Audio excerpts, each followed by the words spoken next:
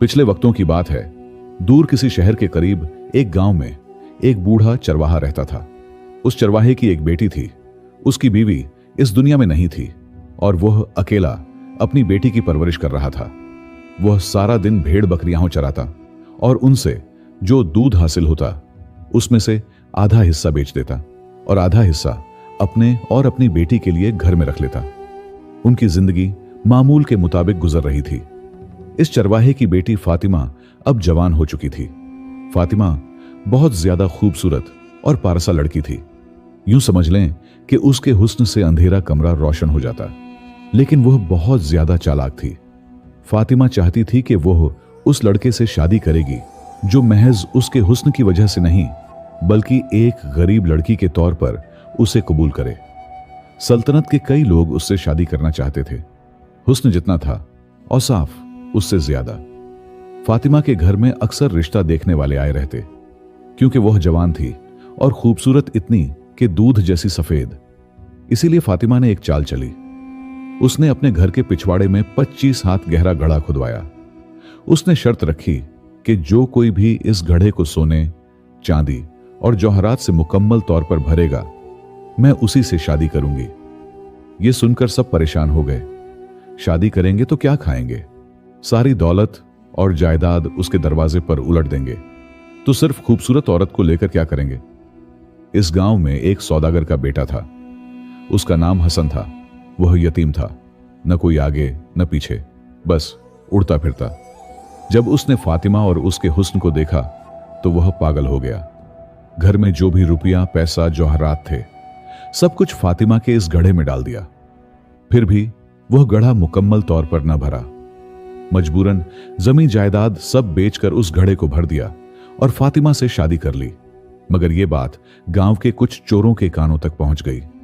उन्होंने खुफिया तौर पर गड्ढे की दौलत की खबर सुनी और साजिश रची।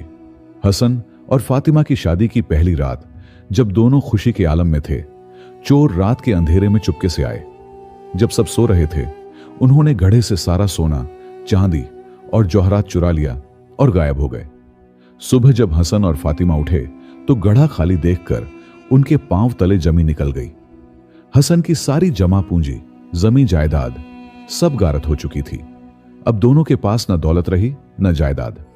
हसन, जो पहले घी खाकर दूध में हाथ धोता था, जौहरात के पलंग पर मोटे गद्दे पर नींद लेता था, अब फातिमा के लिए सब कुछ छोड़कर झोंपड़ी में रहने लगा। जमीन पर सोता और फातिमा का चेहरा देखकर सब दुख भुला देता। गरीबी की जिंदगी ने उन्हें जकड़ लिया, मगर फातिमा की अक्लमंदी और हसन की मोहब्बत ने उनका हौसला बरकरार रखा। फातिमा, जो अपने होने वाले शौहर को बस परखना चाहती थी, माल के चले जाने से बहुत गमगीन थी। शौहर का इतना दुख उससे देखा न गया। उसने बाजार से उम्दा कपड़े लाकर खूबसूरत लिबास तैयार किया और शौहर के हाथ में देकर 500 दीनार में बेचने के लिए कहा। हसन लिबास लेकर पूरी सल्तनत में घूमा। जो भी गरीब इतना खूबसूरत लिबास देखता, पूछता, कितनी कीमत है? पर हसन कोई जवाब न देकर आगे बढ़ जाता। इसी तरह करते करते वह सुल्तान के दरबार में हाजिर हुआ। सुल्तान ने इतना खूबसूरत लिबास देखकर सब कुछ परख लिया। फिर हसन से पूछा, सच बता, इस लिबास को कहां से लाया है? हसन बोला, हुजूर, मेरी बीवी फातिमा ने यह लिबास सिलाई करके मुझे बेचने के लिए दिया है। इसकी कीमत 500 दीनार है। फातिमा की खूबसूरती की बात सुल्तान के कानों में भी पहुंची थी। अब इस लिबास को देखकर उनका दिल बेकरार हो गया। फौरन हसन को बांधकर कैद खाने में डाल दिया। एक खादिमा को बुलाकर कहा, जा, फातिमा को आज लाकर मेरे सामने पेश कर, तभी तुझे इस सल्तनत में रहने दूंगा, वरना एक गाल में छूना, दूसरे में कालिक पूछकर सल्तनत से भगा दूंगा। खादिमा ये बात सुनकर फौरन घोड़ा गाड़ी लेकर फातिमा के पास पहुंची। वहां पहुंचकर झूठे आंसू बहाते हुए बोली, बेटी, तेरा शौहर आज दरबार में कपड़ा बेचने आया था, लेकिन वहां उसकी तबीयत बिगड़ गई और सुल्तान ने उसे वहीं के कब्रिस्तान में दफन करवा दिया है। अब तुझे साथ ले जाने के लिए सुल्तान ने गाड़ी भेजी है। फातिमा के दिमाग ने काम नहीं किया। रोते रोते वो खादिमा के साथ जाकर गाड़ी में बैठ गई। खादिमा ने सुल्तान के महल के दरवाजे पर गाड़ी रोकी। सुल्तान तो राह देख रहे थे। जैसे ही फातिमा मिली, उसे ले जाकर एक सुनसान कमरे के अंदर रखकर बाहर से ताला लगा दिया। अब फातिमा को सारी बातें समझ में आ गईं। वह नामालूम खौफ से घर गई। अपनी हमाकत की वजह से तो घर से यूं चली आई। अब क्या चारा है। इधर सुल्तान ने हसन को जान से न मारकर 500 दीनार देकर रुखसत कर दिया। हसन ने घर पहुंचकर देखा कि फातिमा नहीं है। फातिमा मुझे छोड़कर कहां चली गई, यह कहकर वह बहुत रोया। इधर उधर बहुत ढूंढा, पर कहीं भी उसे न पाकर पागल हो गया। वहां सुल्तान ने फातिमा से शादी करना चाहिए। फातिमा ने देखा कि कोई चारा नहीं बचा है। अगर राजी ना हुई तो क्या सुल्तान उसे छोड़ देंगे। चूंकि फातिमा शुरू से ही बहुत चालाक लड़की थी, दिल में तदबीर सोचकर बोली, अगर सुल्तान इस खादिमा को अपने पांव में जगह देंगे तो इससे बढ़कर किस्मत और क्या होगी। मैं झोंपड़ी छोड़कर इतने बड़े महल में रहूंगी, सल्तनत के सुल्तान को अपने शौहर के रूप में पाऊंगी। इस भिखारी से मेरा क्या वास्ता। पर मेरी एक शर्त है, 4 महीने तक किसी मर्द की छांव मेरे जिस्म पर नहीं पड़ेगी। हर दिन सुबह गरीबों को कुछ सदका दूंगी, उल्मा को खाना खिलाऊंगी, मस्जिद में चिराग जलाकर अल्लाह की इबादत करूंगी। इसलिए मुझे कुछ दौलत दीजिए और एक अलग मकान मेरे लिए बनवा दीजिए। आज से जिस दिन 4 महीने पूरे हो गए, उस दिन मैं आपकी मलिका बनूंगी। सुल्तान उसकी मासूम बातों में आ गए। उन्हें क्या पता था कि इन बातों में बहुत बड़ी साजिश है। सुल्तान ने गांव के किनारे पर एक महल बनवा दिया। खादिमाएं, नौकर, दौलत, जौहरात सब रखवा दिए। फातिमा वहीं रहने लगी। मुहाफिज लगवा दिए। इधर फातिमा रास्ता ढूंढने लगी। एक खादिमा को अपनी तरफ करके उसके हाथ हसन को पैगाम भेजा कि कल आधी रात को तुम आओ, दोनों सल्तनत छोड़कर चले जाएंगे। मुहाफिज को यह बात पता चल गई। ठीक वक्त पर आकर उसी जगह वो छिपकर खड़ा हो गया। 2 घोड़े तैयार खड़े थे। एक पर फातिमा सवार हुई और हसन को दूसरे पर बैठने का इशारा कर कि उसने घोड़े की लगाम ढीली छोड़ दी। हसन घोड़े पर चढ़ने जा रहा था कि मुहाफिज उसे धक्का देकर खुद घोड़े पर बैठकर घोड़े को कोड़ा मारा। फातिमा तो आगे बढ़ गई थी, इसलिए उसे कुछ पता नहीं चला। सुबह होने तक वह उस सल्तनत से दूर एक दूसरी सल्तनत में पहुंच चुके थे। अब उसने लंबी सांस लेकर पीछे मुड़कर देखा तो उसका गला सूख गया।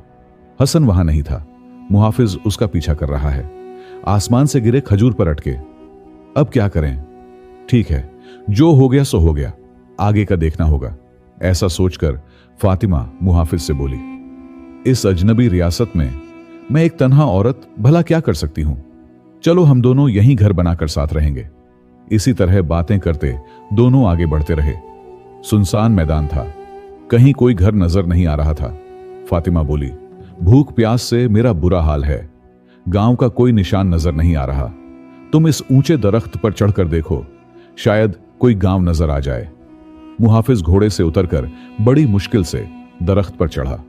फातिमा ने देखा कि वह लंगड़ा है।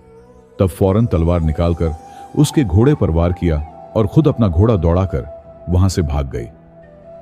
मुहाफिज दरख्त पर चढ़कर उसे देखता रह गया। इस सल्तनत के शहजादे और वजीर का बेटा दोनों दोस्त थे। दोनों में इतनी दोस्ती थी कि दोनों के दरमियान से हवा भी नहीं गुजर सकती। दोनों साथ शिकार करने जा रहे थे। उसी वक्त देखा कि एक खूबसूरत औरत घोड़े पर बैठकर तेजी से भाग रही है। दोनों उसके पीछे घोड़ा दौड़ाने लगे। वजीर का बेटा आगे बढ़कर रास्ता रोककर खड़ा हो गया। फातिमा के हुस्न को देखकर दोनों मशहूर हो गए। शहजादा बोला, दोस्त, ये लड़की सिर्फ मेरे लिए है। वजीर का बेटा बोला, कैसे? मैंने इसे पहले पकड़ा है, इसलिए ये मेरी है। तब दोनों में लड़ाई होने लगी। दोनों का झगड़ा देखकर फातिमा बोली, सुनो, मैं अरब की शहजादी हूं। मेरे लायक कोई दूल्हा न मिलने की वजह से अपना पसंदीदा दूल्हा खुद ढूंढने निकली हूं। किस्मत से तुम दोनों से मुलाकात हो गई। तुम दोनों खूबसूरती में एक से बढ़कर एक हो। अब मैं किसे कबूल करूं? फिर भी जो अक्ल और ताकत से बरतर होगा, मैं उसे कबूल करूंगी। मैं अपनी ये हीरे की अंगूठी इस कुएं में डाल रही हूं। जो इसे पहले लाकर मुझे देगा, मैं उससे शादी करूंगी। इतना कहकर उसने अंगूठी निकालकर कुएं में डाल दी। शहजादा और वजीर का बेटा दोनों अपनी पगड़ी और लिबास उतारकर कुएं में कूद गए। इधर चालाक फातिमा ने क्या किया कि दोनों के घोड़ों को जबह कर दिया, वजीर के बेटे के लिबास को आग लगा दी और शहजादे का लिबास खुद पहनकर अपने घोड़े पर सवार होकर वहां से गायब हो गई। वजीर का बेटा और शहजादा भीगे बदन ऊपर आए तो देखा फातिमा नहीं है, लिबास नहीं है, दोनों घोड़े मरे पड़े हैं। शर्म से दोनों एक दूसरे से निगाहें नहीं मिला सके, सर झुकाकर चुपचाप रहे। चलते चलते फातिमा एक दूसरी सल्तनत में पहुंची। भूख से उसका पेट जल रहा था, प्यास से गला सूख रहा था। गांव के किनारे पर वाके कुएं से पानी पीकर एक बरगद के दरख्त के नीचे घोड़े को बांधकर खुद बैठकर आराम करने लगी। दिल ही दिल में बैठकर सोचने लगी, अक्ल के जोर से जाने कितनी मुसीबतों से बच गई, अब अल्लाह जाने किस्मत में और क्या लिखा है।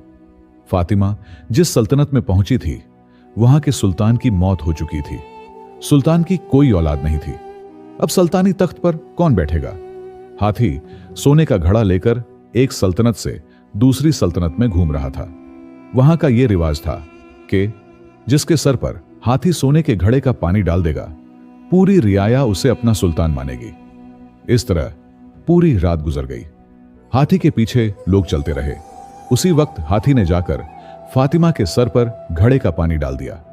लोग खुशामद करते हुए फातिमा को सुल्तान बनाकर महल ले गए। अंदर की बात किसी को पता नहीं थी। फातिमा सुल्तान बनकर रियाया की देखभाल कर रही थी। इधर जिस सुल्तान ने फातिमा का अगवा करवाया था वह उसे याद करते करते पागलों जैसा हो गया। रियाया ने उस सुल्तान को हटाकर नया सुल्तान बना लिया। सल्तानी तख्त हाथ से निकल जाने के बाद वह सुल्तान फातिमा को ढूंढने निकला। इधर हसन फातिमा को न पाकर ढूंढता फिर रहा था। दोनों अब साथ मिलकर फातिमा को ढूंढने निकले। रास्ते में चलते चलते उनकी लंगड़े से मुलाकात हो गई। उससे सारा हाल सुना। लंगड़ा बोला, भाई मुझे भी साथ ले चलो, मैं भी तुम लोगों के साथ मिलकर उसे ढूंढूंगा। इस तरह तीनों ने कुछ दूर चलने के बाद शहजादे और वजीर के बेटे को देखा। दोनों पागलों की तरह फातिमा को ढूंढ रहे हैं। इन तीनों से सारी बातें सुनने के बाद वह बोले, चलो हम दोनों भी साथ चलेंगे। इस तरह पांचों साथ मिलकर आगे बढ़ने लगे। चलते चलते जिस सल्तनत में फातिमा सुल्तान बनकर हुकूमत कर रही थी उस सल्तनत में पहुंचे। फातिमा ने पहरेदार लगा रखे थे और हुक्म दिया था कि जहां से भी कोई गैर मुल्की आए उसे पकड़कर महल ले आना। पहरेदार इन पांचों को पकड़कर ले आया। फातिमा ने पर्दे में रहकर इन पांचों को पहचाना। अपनी एक मूर्ति बनाकर महल के दरवाजे पर रखवा दी थी फातिमा ने। पहरेदार को कहकर इन सबको उसी मूर्ति के पास भेज दिया। इधर खुद होशियारी से इन सब की बातें सुनने लगी कि कौन क्या कह रहा है। वह पांचों एक दूसरे का चेहरा देखने लगे। ये मूर्ति यहां कैसे आई? पहरेदार से पूछा तो उसने कहा, यह हमारे नए सुल्तान की मूर्ति है। उसकी बात सुनकर सब जान गए थे कि फातिमा यहां हुकूमत कर रही है। सुल्तान बोले, तो वह औरत इतनी चालाक निकली, मुहाफिजों की आंखों में धूल झोंक कर तो भाग गई। तेरे बाइस मेरी इज्जत महल सब कुछ गया। आखिर में अपनी सल्तनत छोड़कर मैं तुझे ढूंढ रहा हूं और तू यहां सुल्तान बनकर मजे कर रही है। तुझे अभी सामने पाता तो टुकड़ों में काट देता, तब जाकर मेरे दिल को ठंडक मिलती। लंगड़ा बोला, मुझे दरख्त पर चढ़ाकर तू भाग गई। तुझे सामने पाता तो एक लात में तेरी खोपड़ी उड़ा देता। शहजादा और वजीर का बेटा बोले, दोनों दोस्तों के दरमियान झगड़ा लगाकर हमें अपने जाल में फंसाकर तू भाग गई। घोड़ा नहीं, लिबास नहीं, किस मुंह से हम सल्तनत वापस लौटते? सुल्तान का बेटा वजीर का बेटा होकर भी दरवेश की तरह मारे मारे फिर रहे हैं। सामने जो पाते तो तुझे भी उसी हालत में करके नाक कान काटकर एक गाल में छूना, दूसरे में कालिक पूछकर सल्तनत भर में घुमाते। हसन की आंख से बस आंसू बहने लगे। वह रोते हुए बोला, आहा, तेरी जैसी बीवी क्या मुझे और मिलेगी? इस सल्तनत में मेरा और तेरा मिलन नहीं होगा। तेरे लिए मैं दरिया में डूब जाऊंगा। इतना कहकर उसने मूर्ति को थोड़ा सा सहलाया और दिल मारकर वहीं बैठ गया। फातिमा ने पहरेदारों से कहा, जाने किस मुल्क से ये चोर या स्मगलर आए हैं, सल्तनत में फसाद मचाएंगे, इनको बांध कर ले आओ। पांचों को बांध कर लाया गया। सुल्तान की तरफ इशारा करके फातिमा बोली, इसे आहिस्ता आहिस्ता टुकड़ों में काटकर इसका खून ले आओ। लंगड़े की तरफ इशारा करके बोली, इसका सर मेरे सामने ही लात मारकर उड़ा दो। शहजादे और वजीर के बेटे की तरफ इशारा करके बोली, दोनों के एक एक गाल की दाढ़ी बनाकर नाक कान काटकर एक गाल में छूना और दूसरे में कालिक पूछकर सल्तनत से बाहर निकाल दो। जिसने जैसा कहा था उसका फल उसे वैसे ही मिल गया। हसन को महल के अंदर ले जाया गया। खुशबूदार तेल लगाकर उसे नहलाया गया, जर्द कपड़ा पहनाया गया और चंदन फूल से उसे सजाकर तैयार किया गया। फिर महल की मस्जिद में उसे ले जाया गया। वहां जाकर अल्लाह के यहां नफल अदा करवाए गए। सर से पैर तक वह कांप उठा। अब उसका वक्त पूरा हुआ, उसे यही कुर्बानी दे दी जाएगी। मौत के वक्त लोग अल्लाह को याद करते हैं, पर हसन बस फातिमा का नाम जुबान से कहने लगा। तेरा चेहरा मैं देख नहीं पाया, मुझे क्यों छोड़कर चली गई। उसी वक्त फातिमा आकर उसके पांव पर गिर गई। शाही लिबास में थी फातिमा। सोना, चांदी, हीरा, नीलम जैसे 8 जौहरात के जेवर से उसका जिस्म जगमगा रहा था। हसन को गले लगाकर बोली, ओहो, मेरे लिए जाने कितने दुख तुमने सहे। इतना कहकर अपने सर से ताज निकालकर शौहर के सर पर पहना दिया। उस दिन से हसन उस मुल्क का सुल्तान होकर रियाया की देखभाल करने लगा। दोनों सुकून से हुकूमत करने लगे। जब यह खबर फातिमा के बाप यानी चरवाहे को पता चली तो वह भी उसी सल्तनत में आ गया और अपनी बेटी और दामाद के साथ हंसी खुशी जिंदगी गुजारने लगा। हसन को अपनी बीवी की वफादारी पर बहुत ज्यादा मान था, क्योंकि अगर एक बीवी वफादार रहे तो इंसान दौलत न होने की वजह से बावजूद बहुत बड़ा अमीर होता है। दोस्तों, इस कहानी से हमें सबक सीखने को मिलता है कि इंसान की असल पहचान उसका हुस्न या दौलत नहीं, बल्कि उसकी अक्ल, तदबीर और सब्र है। खूबसूरती वक्ती है, दौलत आर्जी है, मगर अक्ल और समझदारी इंसान को हर मुसीबत से निकालने की ताकत देती है। एक औरत अगर चालाक और तदबीर करने वाली हो तो बड़े बड़े बादशाह और अमीर उसके जाल में फंस जाते हैं। दूसरी तरफ यह भी सबक मिलता है कि लालच और धोखाधड़ी आखिरकार इंसान को रुस्वा कर देती है, जबकि सब्र, मोहब्बत और वफादारी इंसान को इज्जत और कामयाबी अता करती है। यानी लालच इंसान को तबाही की तरफ ले जाता है। खूबसूरती के साथ अक्ल और समझदारी हो तो वही असल ताकत है। सब्र और वफादारी का फल आखिरकार खुशी और कामयाबी है। बेशक औरत की खूबसूरती बहुत बड़ी चीज है, लेकिन आज एक चालाक औरत की कहानी सुनकर आपको कैसा लगा? कमेंट बॉक्स में अपनी राय का इजहार लाजिमी करें। शुक्रिया।